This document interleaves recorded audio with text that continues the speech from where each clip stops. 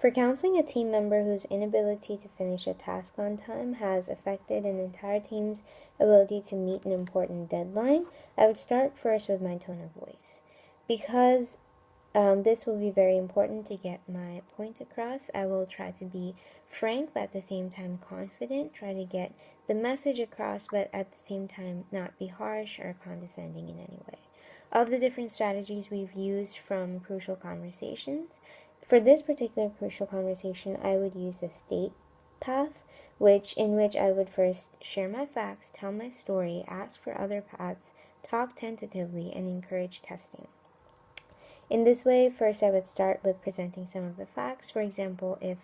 at a previous meeting deadlines had been set and the entire team had agreed that they would be able to work with that schedule, and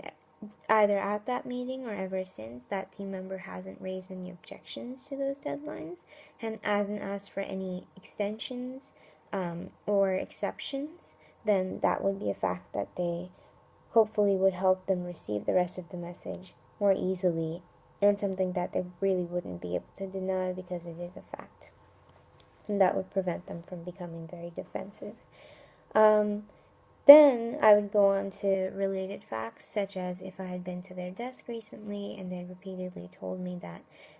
the project would be done on time, but it wasn't, then that would also be a good way to segue into a more positive aspect of it, in which I would remind them or commend them again for positive contributions that they do have, which perhaps I could tie back to the fact that these were the reasons that we asked you to do this particular project or this particular task. For example, I could praise them for the thoroughness and the quality of their work, or for the innovative and creative ideas that they've always brought to the table and that have always benefited the team, or whatever other qualities that they have to offer. At this point,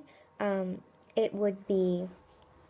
important to bring it back to the main point of the topic of the conversation, which would be that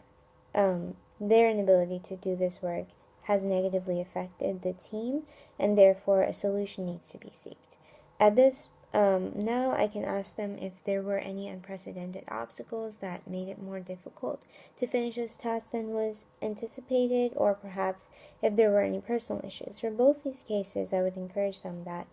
in the future, I would ask them to let me know ahead of time so we can address those issues and make sure that we keep working, or that the schedule or other expectations are adjusted accordingly. Then I would tie this back to the idea of us working together as a collaborative and interdependent team, and that if any issues in the future come up, then they should turn to their team first, because we're here for them.